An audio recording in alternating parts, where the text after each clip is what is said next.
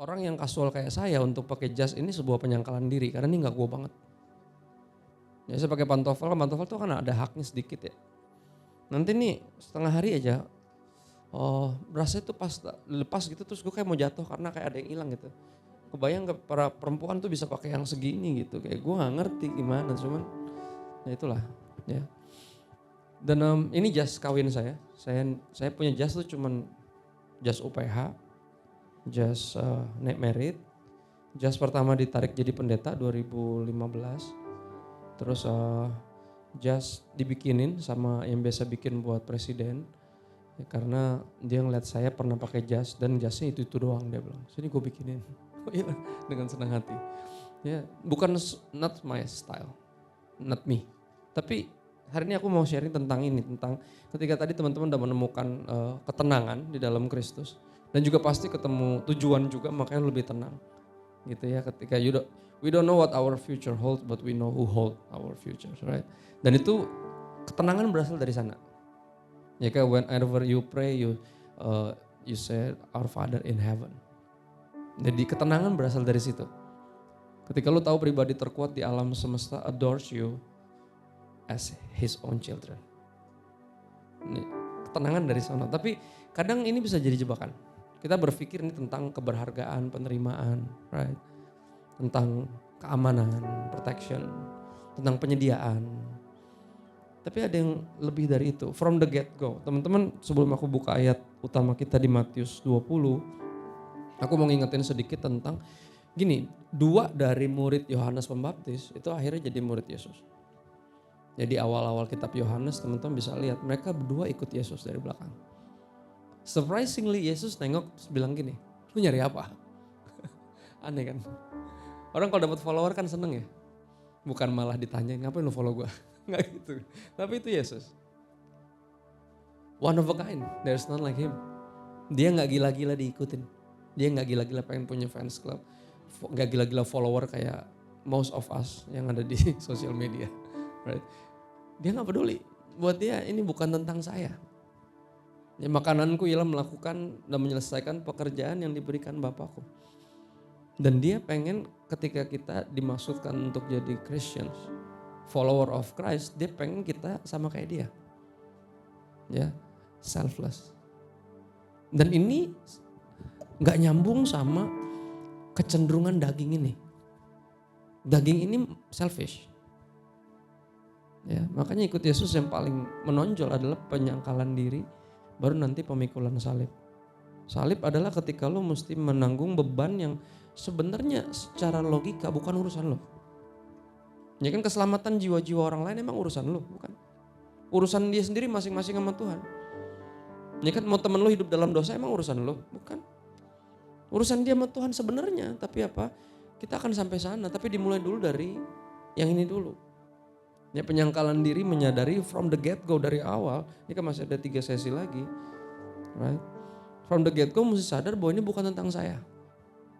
Dan ini sekali lagi sangat berlawanan sama dunia ini. Duluan ini is all about me, myself and I. But Christianity is weird. Agak lain, gitu. Bukan agak lain, lain banget malah. Right? Jadi kita ke sana yuk, kita Matius 20 ayat 26 sampai 28 yang pernah lihat saya di gereja ini aku pernah share juga seingatku, tapi aku kan share lagi karena ini terlalu sayang untuk dilewatkan buat yang lain. Ini buat keluarga Ecclesia Home, mungkin udah pernah dengar tapi for most of you maybe the first time. Ya, Matius 20 ayat 26 sampai 28. Tuhan Yesus bilang gini, barang siapa yang ingin menjadi terbesar di antara kamu, hendaklah yang menjadi apa? Pelayanmu. True greatness is way different in the sight of the Lord. Dunia ini kita berlomba untuk jadi yang paling. Tapi kata Yesus, kalau lu mau jadi yang besar, terbesar di antara kalian, serve. It's just weird. Karena pembantu atau yang melayani itu paling bawah, bukan paling atas. Dia paling kecil, paling hina, bukan yang paling penting.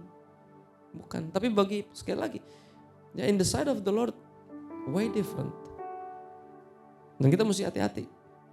Ayat 27, dan barang siapa ingin jadi terkemuka, jadi yang paling di depan, terkemuka itu kan itu. Ya selalu terdepan, semakin di depan gitu. Right? Harus apa? Hendaklah ia menjadi hambamu. Ya, servant, serve, slave, malah hamba sampai di level itu loh. Ayat 28 mengagetkan, sama seperti anak manusia datang bukan untuk dilayani, melainkan untuk melayani. Teman-teman, ketika Tuhan jadi manusia, logikanya Tuhan layak dilayani atau layak dilayani? Ini adalah sangat absurd ketika mengira Tuhan datang ke bumi untuk melayani. That's just weird. But that's the truth. Sama seperti saya, kata Yesus, anak manusia bicara tentang dirinya sendiri. Yesus A-nya huruf gede, M-nya huruf besar. Sama. Ya. Datang bukan untuk dilayani, melainkan untuk melayani dan memberikan nyawanya jadi tebusan bagi banyak orang. Ini bentuk pelayanan Yesus. The ultimate one. Yang paling, bentuk pelayanan paling hebatnya Yesus adalah mati di kayu salib untuk Anda dan saya. Ya. Mengasihi lebih sungguh. Tuhan lebih dulu mengasihi kepadaku. Right, lagu itu tahu? Siapa yang tahu ada bait duanya? Ketika gue main drum dulu, ngiringin almarhum bokap gue. Kan dia khotbah terus nyanyiin lagu itu. Dia bilang kita nyanyikan bait dua. Emang ada? Ada. Melayani lebih sungguh. Buat Kristo yang baru, belum lama main drum, baru lagi semangatnya melayani dan berasa lebih superior dari yang lain yang gak dipilih main drum di umum. Gue baru tahu ada lirik itu. Tuhan lebih dulu melayani kepadaku. Abis kebaktian langsung gue samperin, Papa, maksudnya apaan? Kita melayani Tuhan, aku ngerti, tapi Tuhan melayani kita. Maksudnya gimana?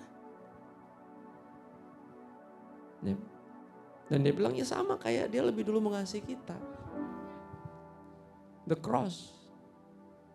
Salib itu bentuk pelayanan Kristus. Bukan bentuk pengakuan diri. Dia membuktikan ketuhanannya, no. Di situ justru dia melakukan pelayanan yang paling hebat yang mengubah seluruh dunia.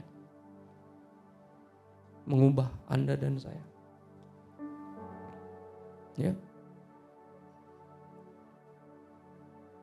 Aku bikin quotes di sini kalau ada teman-teman yang suka quotes-quotesan kan gitu. Right? Ada nggak dia quotesnya? Ini gue bantuin nih biar lo kelihatan lebih rohani. Coba, mana dia? Ya, atau ditulis nggak? Atau kita buka ayat aja? Oke. Yang tidak rela untuk memberikan hidupnya untuk melayani, ya kan? Ini dia nih. Nih foto deh. Gue samping dulu. Dulu posting nanti biar kelihatan lebih rohani, right? Yang tidak rela untuk memberikan nyawanya dalam pelayanan akan mengorbankan nyawa sesamanya atas nama pelayanan. Gue kasih waktu. Kedengarannya gak enak nih, memberikan nyawa, mengorbankan nyawa. Ya, udah. Tadi ya, ini gue terjemahin lebih sopan. Yang tidak rela untuk memberikan hidupnya untuk melayani. Akan mengorbankan sesamanya atas nama pelayanan. But not Jesus. Some of you berasal dari gereja yang toxic dulu. Right? Dan lu pikir, oh kayak gini, this is Christianity. Enggak banget. Toxic. Ya. Oh gini pelayanan. Enggak. Right? But this is real Christianity. Jesus. Ya. There is none like Jesus. Ya semua pendiri agama, semua tokoh meninggikan diri, Yesus kebalik. Ya bahkan yang merendahkan diri katanya menyangkal diri misalnya ngapain melakukan hal-hal hebat. Melakukannya banyak kan buat dirinya sendiri tetap hebat ya nih orang kan gitu biar digituin. Ya, humble bragging namanya. Merendah di atas gunung. Naik gunung baru merendah. Gunanya apa? But not Jesus. Dia bilang dia datang untuk ini. He came to serve and gave his life.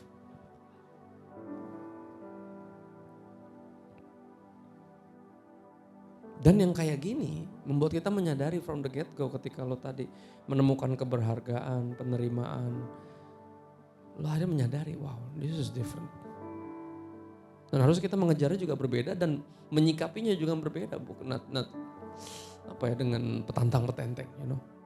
with swag like that. No. With humility. It's a different kind of swag, right? Dan bukan buat ditinggikan, bukan orang humble. Gila lu humble banget orangnya. No. Bukan itu. Ya kita ke Yohanes 13, teman-teman, kita akan lihat apa yang Yesus lakukan. Untuk bukan hanya sekedar mengajar, tapi juga seperti guru yang benar. Guru yang benar kan gak cuma ngajar ya, tapi memberikan teladan. Dan ini yang dia berikan. Yohanes 13 ayat 1 sampai 8, terus 12 sampai 17 ini terkenal. Ya. Sementara itu sebelum hari raya Paskah mulai, Yesus telah tahu bahwa saatnya sudah tiba untuk beralih dari dunia ini kepada Bapa, untuk dia mati di salib. Sama seperti ia senantiasa mengasihi murid-muridnya, demikianlah ia mengasihi mereka sampai pada apa? Kesudahannya, sampai kalau bicara pengorbanan di kayu salib sampai titik darah penghabisan. Ya kalau gue dengar kata till drop, yang gue ingat bukan pesta-pesta, yang gue ingat till drop tuh Yesus yang disalib.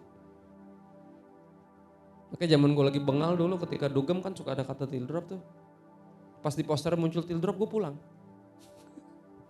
Jadi gak nafsu gue. Jadi inget Yesus kalau inget till drop tuh. Karena benar. Ya, ketika ditombak, sampingnya habis darahnya, keluar air. Tes, habis. Ya, he loves them, para muridnya, and us. Like that. There is none like Jesus, right? Coba lihat. Mereka sedang makan bersama dan iblis telah membisikkan rencana dalam hati Yudas Iskariot anak Simon untuk mengkhianati Yesus. Lihat, inner circle aja, maksudnya 12 murid aja bisa disetan-setanin loh. Dan jangan lo mikir kok udah ke gereja gitu ya. Udah pelayanan aman lah. Dan itu yang bikin lo ketika ngeliat hamba Tuhan jatuh tuh kecewa. Karena lo gak habis pikir kok bisa jatuh. Lah kalau lo bisa jatuh kenapa mereka gak bisa? Hah? Ya kan lo juga udah di gereja udah pelayanan kan? Lo masih bisa jatuh gak? Apa bedanya sama mereka? Gak sama. Ya. Dan bayangin bisa dibisikin gitu loh. Ya artinya gini, bener gak para murid diberi kuasa? Ya kan? Anda dan saya, kita diberi kuasa, bener gak? Nggak harus Pentakostal untuk percaya hal ini kan? Bahwa lu diberi kuasa. Tapi gini, ayat 2 ini coba ini jadi satu quotes lagi ya. Nah aku minggir lagi dari out of your way kan biar bisa di post foto ya. Ini dia. Ada quotes nomor 2 ada di sini. Kita baca lagi dari samping. Foto lagi biar kelihatan rohani. Right? Kuasa yang tidak dipakai untuk melayani pasti akan disalahgunakan untuk memanipulasi. Kalau lu gak pakai buat melayani, pasti lu akan pakai buat yang lain. Dan berarti itu buat kepentingan lu sendiri lu pakainya. Kita sebutnya manipulasi. Manipulasi adalah yang lu lakukan buat kepentingan lu sendiri. Dari ngancem, sampai ngambek, sampai love bombing. Ada yang pernah di love bomb sama orang? Hati-hati, dia lagi mau apa ya, mau kontrol lu. Karena lu biasa dikasih macam-macam, nanti ketika dia minta sesuatu lu gak enak mesti ngasih karena dia biasa ngasih banyak. Manipulasi, ngeri. Ya. Kuasa yang tidak dipakai untuk melayani pasti akan disalahgunakan untuk kepentingan sendiri. Ayat 3. Yesus tahu bahwa Bapaknya telah menyerahkan segala sesuatu kepadanya dan bahwa ia datang dari Allah dan kembali kepada Allah. Lalu bangunlah Yesus menanggalkan jubahnya, ia mengambil sehelai kain lenan mengikat pada pinggangnya, kemudian menuangkan air ke dalam sebuah basi atau baskom. Dan mulai membasuh kaki murid-muridnya lalu menyekanya dengan kain yang terikat pada pinggangnya itu. Tadi sebelum perjamuan kalau di persekutuan yang saya layani kayak gitu, dia cuci kaki dulu, saling cuci kaki. Persis kayak gini. Ya. Maka sampailah ya kepada Simon Petrus, kata Petrus kepadanya, Tuhan kau hendak membasuh kakiku. Nah, bahasa gampang gini, yang bener aja loh. Kenapa? Karena ini pekerjaan paling bawah, dari budak paling bawah. Ini job desk yang paling menyebalkan. Dari budak yang paling bawah, tadi aku minta tisu atau apa buat bersihin kacamata. Kacamata ini habis, anakku kan masih belum umur setahun, minggu depan setahun. Dia gigit kacamata saya sampai penuh ludah, terus dijatuhin di pasir. Kita lagi di pantai waktu itu, jujur hancur penuh pasir semua. Ya, buka, bersihin, right. Kebayang nggak sekotor kaki murid-muridnya kayak apa zaman itu? Nggak ada aspal, nggak ada ojek, right? Pasir, binatang, kotoran binatang. Sandalnya bukan yang tutup kayak gini. Kakinya kotornya kayak apa, baunya juga kayak peternakan. Right? Dan dia cuci satu-satu. 12 dia dicuci. Makanya Pak Petrus reaksinya benar. Reaksi yang ngapain enggak? Yang bener aja loh. Ya. Ayat 7 menarik, jawab Yesus kepadanya, apa yang kuperbuat engkau tidak tahu sekarang. Tapi engkau akan mengertinya kelak. Banyak dalam hidup tuh kayak gitu. Yang Tuhan bikin sekarang lu belum ngerti, tapi one day you will know. Ya, dan lu akan bersyukur banget buat itu. Ya. Kata Petrus kepadanya, engkau tidak akan membasuh kakiku sampai selama-lamanya. I will never let you do that. Nggak ada, itu dia maksudnya. Nggak. Dan Yesus tetap maju terus, dia tetap nyodok terus. Ya. Jawab Yesus gini, ini garis ini penting nih. Jikalau aku tidak membasuh engkau tidak akan mendapat bagian dalam aku. Apa maksudnya? Kalau secara praktek gini, kalau Yesus nggak lebih dulu melayani kita nggak akan kepikiran untuk melayani. Dan melayani means ambil bagian dalam dia. Kenapa? Karena dia datang untuk melayani, bukan untuk dilayani. Jadi when we serve, ketika kita menyadari bahwa hidup ini bukan tentang saya, ya, kita lagi ambil bagian dalam dia. Dan dia bilang kalau gue gak duluan, lu gak bakalan kepikiran. Ya, daging ini gak mau, daging ini pengen dilayanin. Mana mau kita ngerti, kita pengen dimengerti. Mana mau kita dengerin, kita pengen didengerin. Mana mau kita merhatiin, kita pengen diperhatiin, gak mau kita. Ya. Dan ini kalimat ini juga secara rohani lebih powerful lagi. Kalau gue gak mati buat lo semua binasa, itu maksudnya. Kalau gue gak membasuh lo. Dan ini kita tahu pembasuhan ini lebih dari cuma sekedar apa? Membasuh kaki dengan air. Ya, ayat 12. Sesudah ia membasuh kaki mereka, ia mengenakan pakaiannya kembali ke tempatnya. Lalu ia berkata kepada mereka, nangkep gak lo? Gue tadi ngapain? Kan gitu. Mengertikah kamu apa yang telah aku perbuat kepadamu? Kamu menyebut aku guru dan tuan dan katamu itu tepat sebab memang akulah guru dan tuan. Guru dan tuan adalah dua yang paling dihormati saat itu. Yang nomor satu yang dihormatin adalah bukan orang kaya zaman itu, tapi alim ulama, religious elite. Ahli Taurat Faris itu nomor satu. Ya, orang-orang suci. Ya, kalian semua suci, aku penuh dosa kan gitu. Kalian nyuci aku penuh busa, loh kenapa lo yang nyuci gue yang penuh busa kan gitu. Right? Nomor satu, paling dihormatin. Makanya ketika kehadiran Yesus yang different dengan yang petantang-petenteng itu menarik hati banyak warga. Karena warga juga pasti banyak yang sebel juga sama ini si orang-orang paling suci ini. Ya pasti kayak dosa itu pak, gitu pasti gitu kayaknya. Gitu pasti, berasa paling suci. Yesus beda. Ya, he came to serve. Regular people just like you and me. Tapi apa ajarannya dahsyat. Mujizat dia bikin, makanya jadi ngiri mereka tuh. Posisinya terancam. Itu nomor satu. Yang kedua yang artinya guru itu nomor satu. Berikutnya baru tuan, Lord. Lord itu orang-orang kaya. Lu punya uang, lu punya kuasa kan gitu. Right? Jadi itu dua yang paling dihormati. Dan Yesus bilang bener, gue tuh paling atas. Gue guru, gue juga tuan. Ya kan, lu panggil gue teacher, rabbi, lu panggil gue Lord. It is. Ya.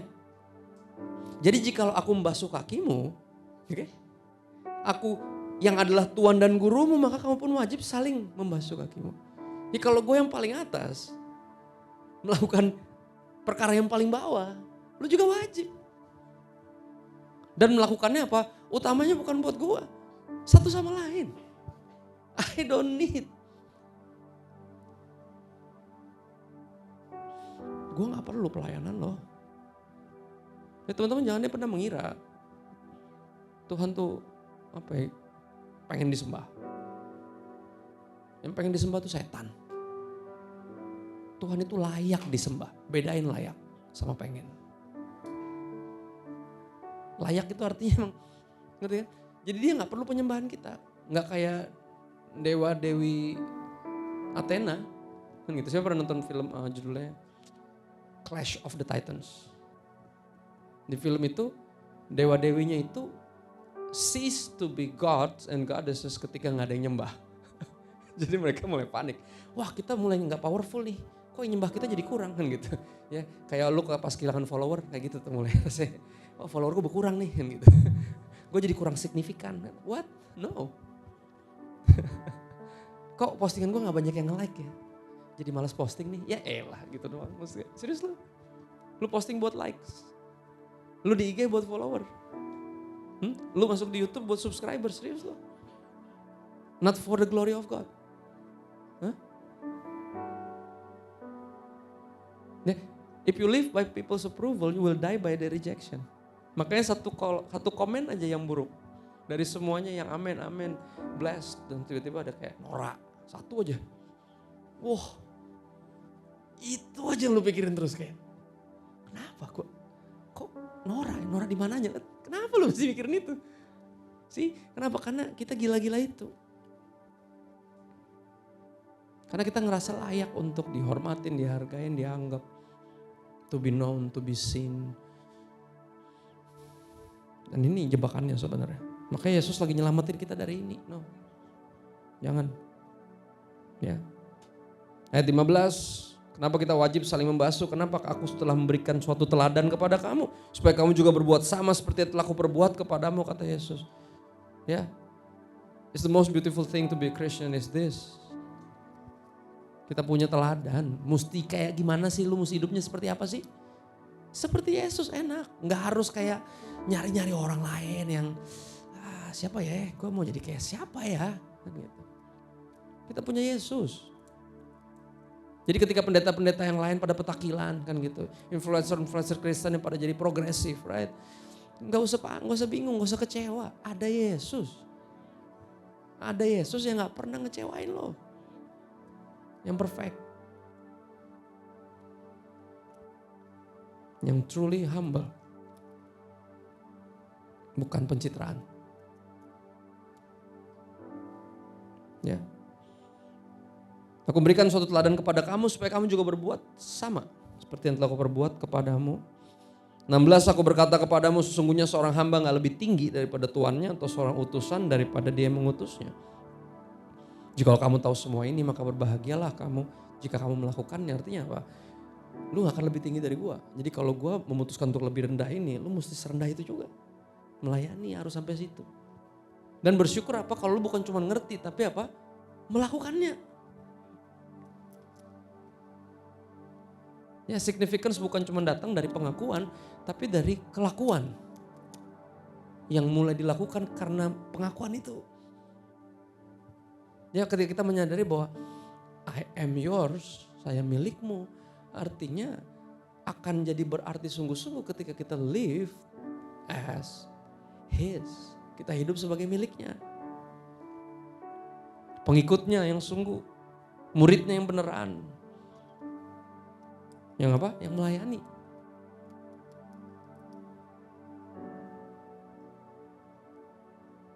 Gak kayak dunia ini yang gila-gila buat dilayani. Yang menyalahgunakan kuasa now. Yang sungguh-sungguh melayani. Yang ini sebagai anak pendeta ada beberapa privilege. Salah satunya ini nasihatnya banyak banget. Papa saya tapi saya bersyukur walaupun dia dosen ya. Dia gak seneng, buat dia bukan suatu kesukaan untuk kuliahin anaknya. Pas, anaknya juga gak seneng dikuliahin memang. Jadi tos, oke lah. Tapi selalu kata-kata itu selalu dalam dan significant. Selalu penting, jadi aku karena dia jarang kuliahin kita, ceramahin kita. Jadi kalau dia lagi ngomong tuh gue perhatiin banget. Karena jarang, gak sering. Dia lebih banyak mempraktekannya. Why different sama teman-teman gue yang lain yang bapaknya pendeta. Banyak ngomongnya. Prakteknya mah kagak ada. Makanya pada kepahitan. As different. Ya, aku bersyukur punya papa yang tahu persis bahwa action speak louder than words. Tapi dia bukannya diam-diam aja cuman praktekin dong, bukan. Ada hal-hal yang dia kasih nasihat. Ya salah satu nasihat yang gak bisa aku lupa ketika awal lagi semangat untuk masuk di pelayanan kan gitu. Siapa yang pertama kali pelayanan itu posisinya jadi ban serep? Ada? Ban serep tuh gimana sih? Gantiin orang. right? Ya, in my early years, aku main musik, aku main drum secara otodidak. Gue suka banget main drum, right? Ketika mulai main di remaja, dua kebaktian, minggu ketiga tiba-tiba pagi-pagi yang ibadah bawah naik ke atas seorang pakai baju rapi. Mana Kristo? Ya kenapa om? Kok main drum di bawah? Hah? Gue aja lagi bangga-bangganya bisa main di atas, disuruh main di bawah. Level tengilnya naik sampai di ubun-ubun. Level bangga dan sombongnya, wow. Sambil asam lambungnya juga naik karena panik. Gue gak tahu lagunya, gue gak pernah main sama yang lain. Gimana gue aja baru bisa gitu. Tapi tengilnya lebih tinggi. Bangganya berasa lebih berarti gitu kayak.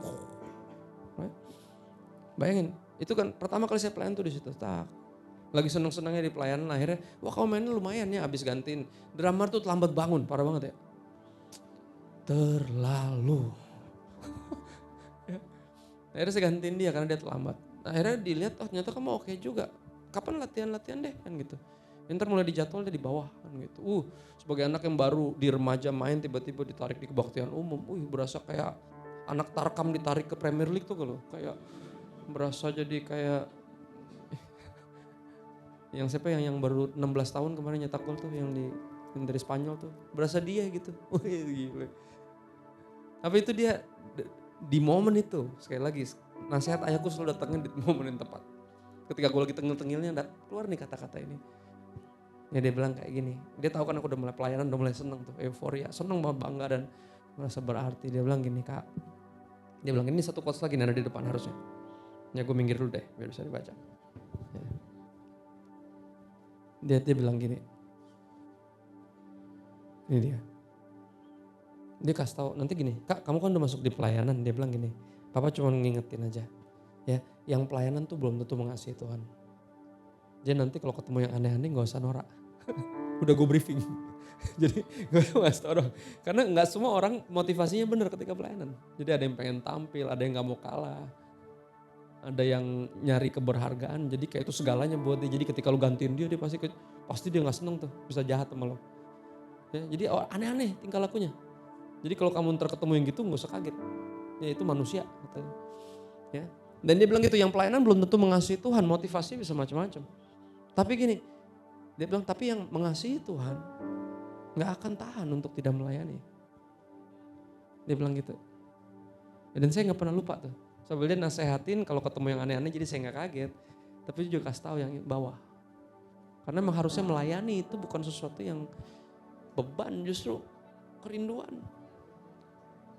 Yuk, ketika kita mengenal dia dan tahu apa yang dia udah lakukan di kayu salib for us, for you and me, kita akan bertanya dalam hati kita pasti. Dengan apa akan ku balas segala kebaikanmu? Right? Pasti ada keinginan di sini berusaha untuk Tuhan, gue bisa bikin apa ya buat Tuhan? You've been good, you've been too good, so good to me. Apa yang bisa gue bikin yang bisa balas? Walaupun gue tahu gak ada yang bisa gue bikin yang bisa balas cintanya Tuhan. Gak usah cintai Tuhan, cintanya orang tua aja gak bisa dibalas. Apalagi Tuhan. Tapi at least ada kerinduan itu. Apa? What can I do? To show you that I'm thankful and grateful. And I love you. Right? Satu kata yang kayaknya overstatement.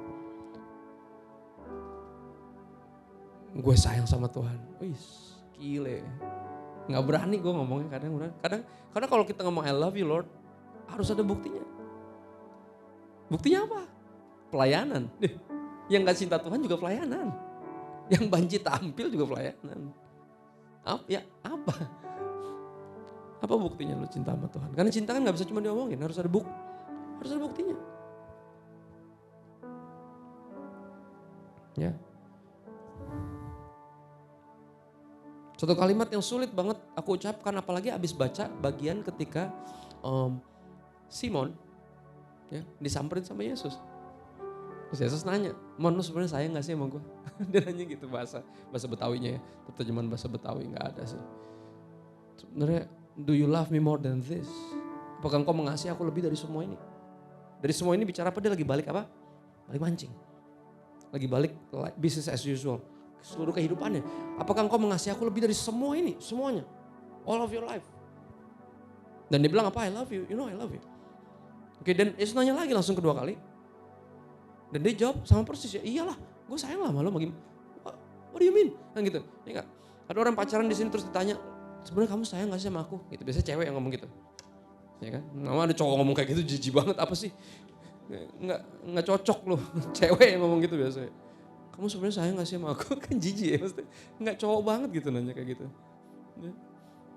Gini, rasanya sakit gak ketika dulu tanya 2 kali berturut-turut, terus sebenarnya sayang gak sih sama gue? Itu artinya apa? Diragukan. Apalagi kalau ditanya 3 kali. Ya. Makanya ayat Alkitab bener kan, dia bilang maka sedihlah hati Petrus. Karena Yesus nanya untuk ketiga kali, apakah lu sayang sama gue? Dan akhirnya jawaban yang ketiga, jawaban yang jujur. Ya, you know I love you, right? Artinya apa? Dia mulai bertanya lagi. Lu berarti gak yakin gue sayang sama lu? Enggak, tapi lu tahu dong gue sayang sama lu sebenarnya. Artinya apa? Ketika dia 3 kali ditanyain, dia baru menyadar, dia ingat, oh ya gue 3 kali nyangkal Yesus. Gue 3 kali gagal membuktikan bahwa gue sayang sama Yesus. Semua boleh tinggalin lo. Gue rela di penjara bahkan mati buat lo. I will never leave you. Itu kata-katanya Simon. Dan di situ baru sedih hatinya. Dan dia bilang, you know I love you, right? Lu tahu kan gue sebenarnya sayang sama lo. Maka ketika gue bikin dosa ini, lu tahu kan sebenarnya gue tuh sayang sama lo sebenarnya. Gue gak pengen bikin ini. Gue juga capek balik lagi ke sini terus. Ya, tapi Yesus gak mundur. Setiap kali Yesus nanya apakah engkau mengasihi aku, diikuti dengan apa? Buktikan. Apa buktinya? Gembalakan domba-dombaku. Weird. Tapi that's Christianity. Kita gak hidup buat diri kita sendiri. Enggak. Lu hidup kayaknya buat orang lain. Domba-dombanya Yesus. Ya.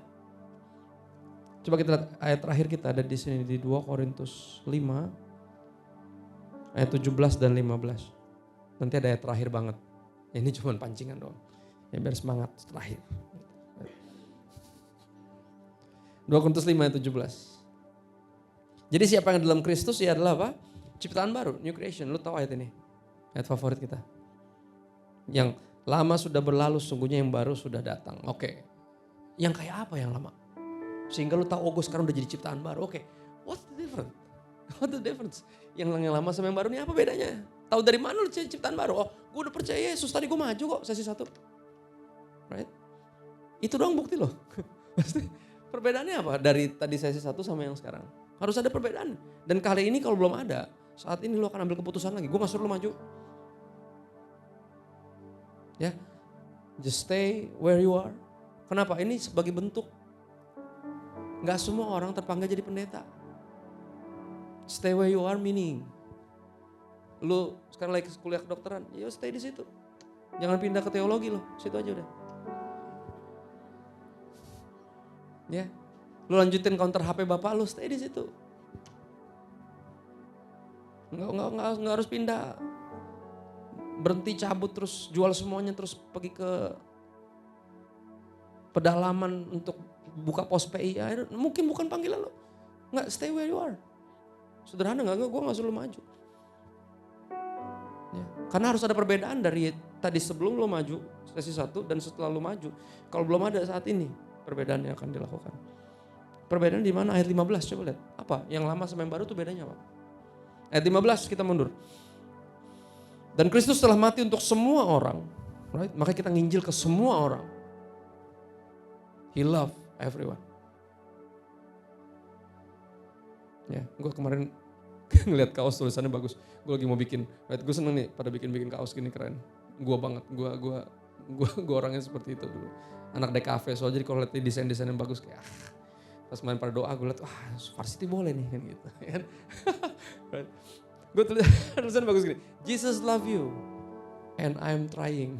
Gitu kayak. And it's true. Maksudnya gue berusaha sayang sama lu karena Yesus sayang sama lu. Walaupun susah sayang sama lu pikir gampang. Kan gitu. I'm trying my best to love you. It's hard. You're weird kan gitu. You're annoying kan gitu. Anointed but annoying kan gitu. Oke. Nah gini, Kristus apa? Telah mati untuk semua orang. Bukan untuk kalangan sendiri. Bukan buat orang Kristen doang. No. Tujuannya apa sih dia mati buat semua orang? Supaya mereka yang hidup, perhatiin, tidak lagi hidup untuk dirinya sendiri. Just like the rest of the world, hidup buat me, myself, and I.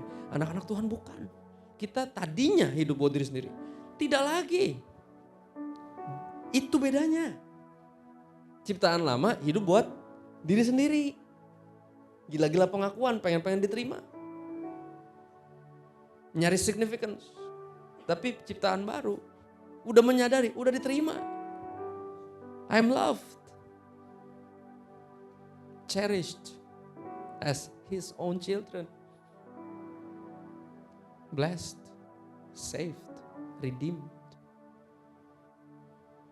Jadi nggak sibuk hidup buat diri sendiri lagi. Kenapa? Karena apa? Lihat. Tetapi hidup buat siapa? Hidup untuk dia. Siapa dia? Yesus yang telah mati dan telah dibangkitkan untuk kita. Jadi gini, karena Yesus udah mati dan bangkit buat gua. Dan bukan cuma itu, berarti apa? Hidup dulu dong. Hidup, mati, bangkit buat kita. Artinya apa? Kita gak perlu hidup dan mati buat diri sendiri lagi.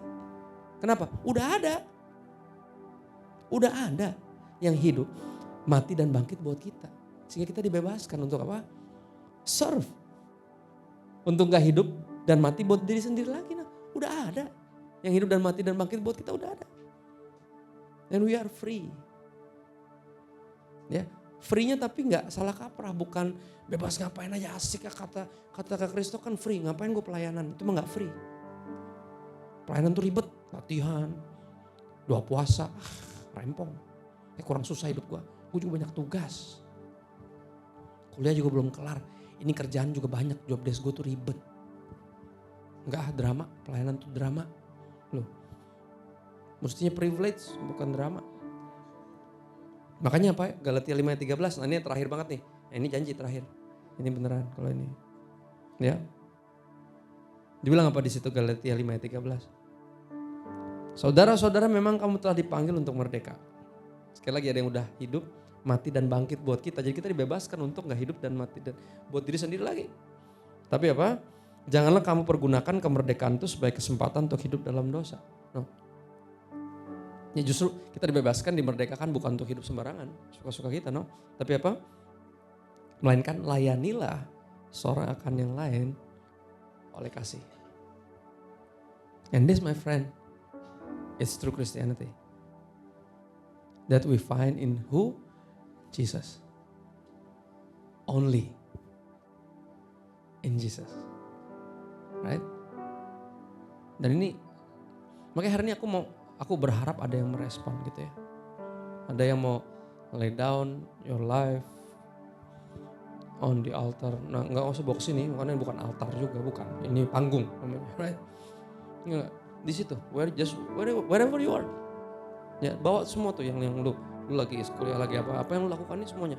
Bawa taruh di situ, Tuhan. I will do this for you from now on. Ya sehingga gue gak gila-gila pengakuan lagi. Ya lu yang tahu betapa gue berusaha untuk melakukan yang terbaik. Walaupun gak dihargain, mungkin gak menang, gak juara 1, gak juara 2. Tapi lu tahu persis ini gue. Ya, ini bukti bahwa aku mengasihimu, apa? Gembalakan domba-dombaku. Ya hari ini aku gak tahu berapa banyak yang mungkin baru bertobat, mungkin tadi ambil decisions, I don't know. Tapi gini, aku nggak ngerasa pelayanan bukan, aku merasa pelayanan itu bukan sesuatu yang harus ditunda-tunda gitu loh. Ya, melayani bukan jadi sesuatu yang harusnya dipersulit. Ya, gereja yang toksik adalah gereja yang mempersulit orang untuk pelayanan. Buatku itu toksik. Itu ciri paling toksik. Ya, ada insecurities di situ. Ya. Justru diperlengkapi segera. Karena tahu nih orang pasti lagi menggebu-gebu nih. Tapi apa mesti dibentuk dulu. Makanya apa dari awal, sesi awal aku langsung set ekspektasi kita. Karena tadi penerimaan, udah ada kepastian, jaminan, ada ketenangan, dan segala macam. Kita sangat, gampang banget pengen langsung meroket. Karena sekali lagi itu yang dunia ini cari. Orang tuh pengen jadi yang paling gitu loh. Tapi dari awal makanya Yesus ketika 2 murid Yohanes Pembaptis ikut dia bilang, lu nyari apa? Set your expectations, lu nyari apa? Lu pengen terkenal, lu pengen viral kayak Christopher Tapiheru, jangan. Capek. Lu kata enak. Tiap hari mesti balasin 20-30 DM. Pagi-pagi doang pelayanan tiba-tiba ada yang nanya tadi jam 2:30 pagi, gue baru mau tidur. Do you have time? Dan aku tahu ini orang yang aku pernah arahin ke Bali. Aku pernah arahin ke Bali karena dia di Bali. Dia di gereja yang cukup terkenal di Bali dan tetap toksik. Padahal gayanya asik gerejanya. Kekinian menuju ke Kanaan. Gitu. Ternyata enggak, dia enggak open terhadap orang-orang yang mental health. Enggak open. Jadi di gereja dia bilang, enggak, lu gak usah pelayanan dulu, lu itu gangguan mental, jangan pelayanan. Padahal dia guru musik. He loves to serve the Lord. Her. It's a she. Perempuan. Dan dia tadi DM gue aduh. I wish gue masih punya waktu lagi karena jam 7 udah mesti bangun ini, gue belum tidur jam segini.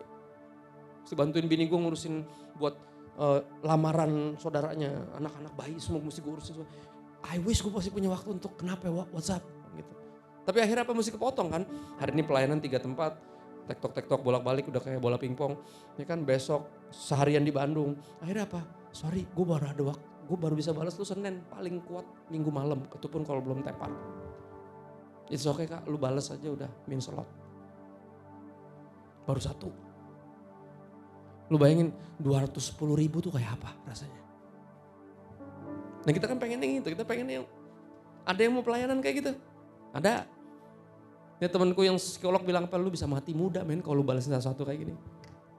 Men, I will die on this hill. Kenapa? Because on that hill, He died for me.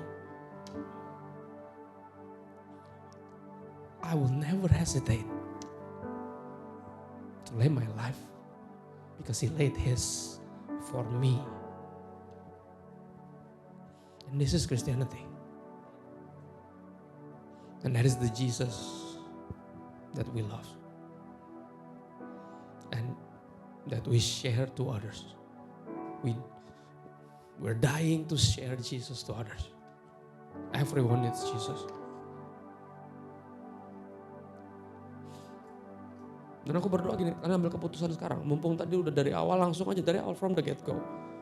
Ya, panggilan Yesus selalu dimulai dari kayak gini, from come and see. Karena itu yang Yesus bilang ketika dia 2 murid ikut, lo nyari apa? Terus mereka bilang apa? Kita pengen tahu lo tinggal di mana. Nyari tempat numpang tidur kah? Ya. Oh ya udah, suruh ikut. Habis itu apa? 3,5 tahun kemudian diarahin kemana? From come and see to go and die. Right? Bener gak? Akhirnya jadi para martir semua tuh, rasul-rasul semuanya. Yang tadinya takut mati jadi rela mati. Buat bawa orang semua pada Yesus. Dan from the get go, aku sekali lagi mau bantu kita atur ekspektasi. Jadi ketika dipercayakan pelayanan, enggak norak gitu loh. Enggak kayak gue. Pas pertama kali suruh gantiin itu langsung kayak wah berasa si paling kan gitu. No. Jadi biar gak dari awal tuh ngaco. Karena gini kalau dari awal ngaco, makin lama makin ngaco loh. Nah, jadi ketika kita dapat posisi di mana misalnya sinode whatnot, tingkah lakunya udah kayak ya ampun ini nih pendeta kok kayak gini ya. Oh ini gereja, oh rapat kayak gini tuh, kayak rapat MPR tampol-tampolan kan gitu. Jadi nanti lo kan lihat sendiri. Itu apa dari awal gak ngerti ini buat apa. Bukan gak tahu kognitif. Tapi gak menyadari deep down inside. Ya, makanya from the get go. Kita ambil keputusan itu ya. Lu yang tadi udah maju ke sini, gue gak tahu siapa lo. Gue berharap lu juga ambil keputusan di situ. Wherever you are. Yang untuk bilang kayak gini. Ya gue gak tahu nih kita tutup mata aja semua lah. Biar gak usah lihat-lihatan ini bukan tentang siapa yang siapa. No. It's between you and him, right? Karena pertanyaannya sama. Pertanyaan buat setiap kita. Do you love me more than this? Whatever this is. Right. Ayo, lu respon sendiri. Gue gak tahu lu maju apa enggak tadi. Tapi kalaupun enggak, mungkin ini pertama kali lu masih hesitate untuk aduh gue pelayanan gak ya? Gue nginjil gak ya? Gue muridin aduh enggak dah, gue juga udah ribet sendiri. Jadi kalau ini lu, oke? Close your eyes, everyone, every single one of you. If it is you, Ya, taruh tangan kanan lu di dada. Gue nggak pengen angkat tangan, karena angkat tangan sekali lagi kayak ada menunjukkan significance. No, tangan kanan lu di dada, cuman Tuhan yang bisa lihat. Gue aja nggak bisa lihat, gelap dari sini gue nggak bisa lihat. Enggak, ini bukan tentang dilihat sama orang, ini tentang dicatat di sorga. Oke, this commitment right here, this might be the turning point ketika ciptaan yang lama jadi ciptaan yang baru. Yang lama sudah berlalu, yang baru sudah datang. This is it. From the get go. Ketika lu baca sendiri bahwa dia datang bukan untuk dilayani tapi untuk melayani. Siapa kita memutuskan untuk gak melayani? Apapun alasan kita. Gue yakin semua alasan itu jadi minggir semua. Udah jadi gak penting semua alasan itu. Kenapa? Karena Yesus melayani saya. Saya melayani yang lainnya. Oke, between you and him. Dan dari sini akan beda. Trajectory of your life. Way different. Lu gak akan problem dalam hal bersyukur. No. Kalau lu tahu bahwa semua ini dipercayakan sama Tuhan. Bukan milik lu gak bakal menyalahgunakannya. Gak ada problem lagi dalam penyalahgunaan. No. Semuanya dari waktu sampai orang-orang yang mengasihi lu. Yang walaupun gak sempurna. Tapi ada di situ. Yang suka take for granted. Nggak akan ada problem itu lagi ketika lo menyerahkan sekali lagi hidup lo sepenuhnya untuk Kristus. Ya, untuk memakai kemerdekaan yang dianugerahkan untuk melayani, bukan untuk yang lain. Tuhan, kau lihat jiwa-jiwa yang mendaftarkan dirinya di surga, yang namanya akan tertulis di kitab kehidupan.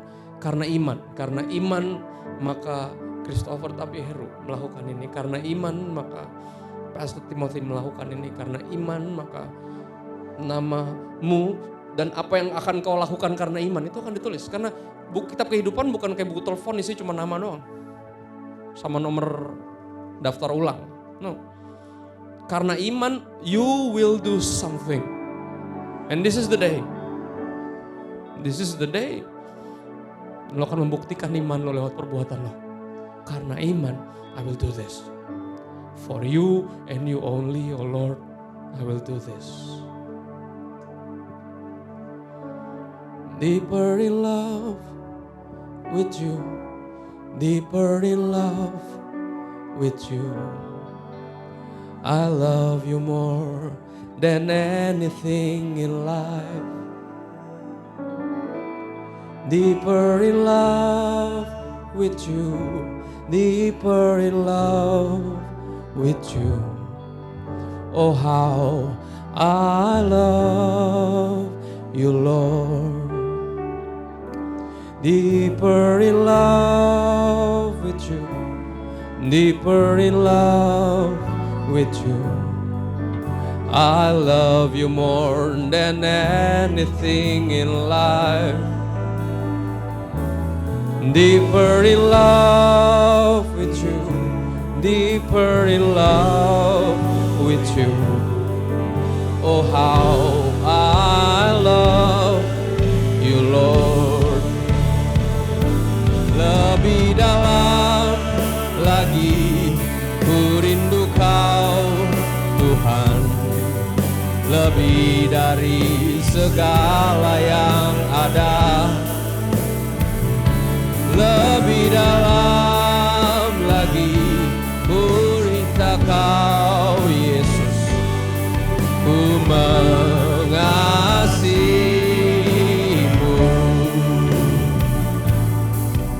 Ku mengasihimu. Sekali lagi, when you say that you love him, dia akan selalu bilang prove it. Dan bentuk proof-nya selalu apa? Berkaitan dengan jiwa-jiwa.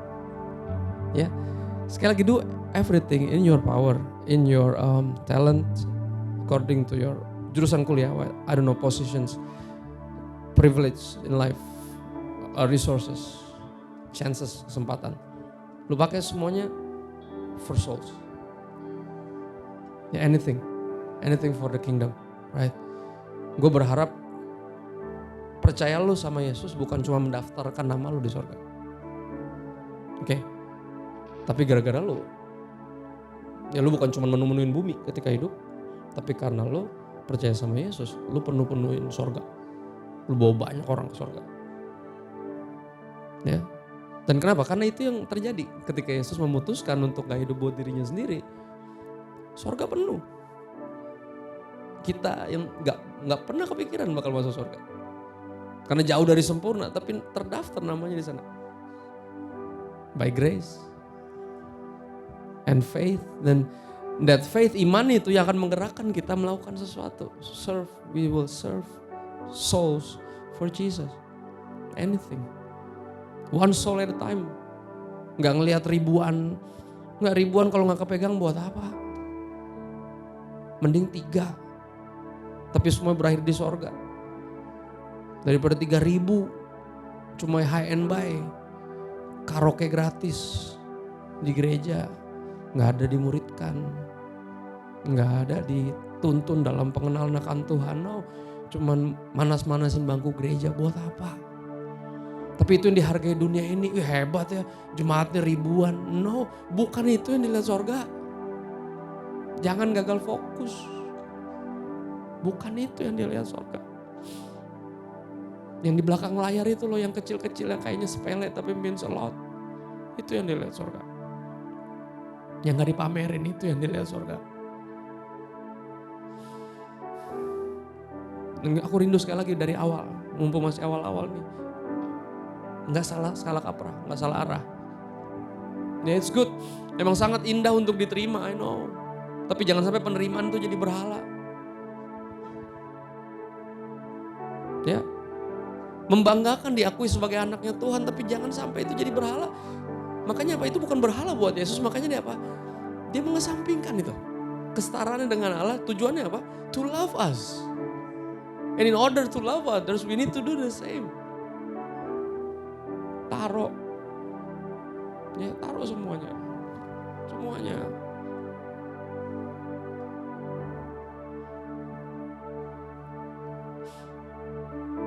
Makasih Tuhan buat saat ini, bersyukur buat Jesus Conference dan excited for sesi-sesi berikutnya karena percaya Engkau akan terus merenovasi hati kami.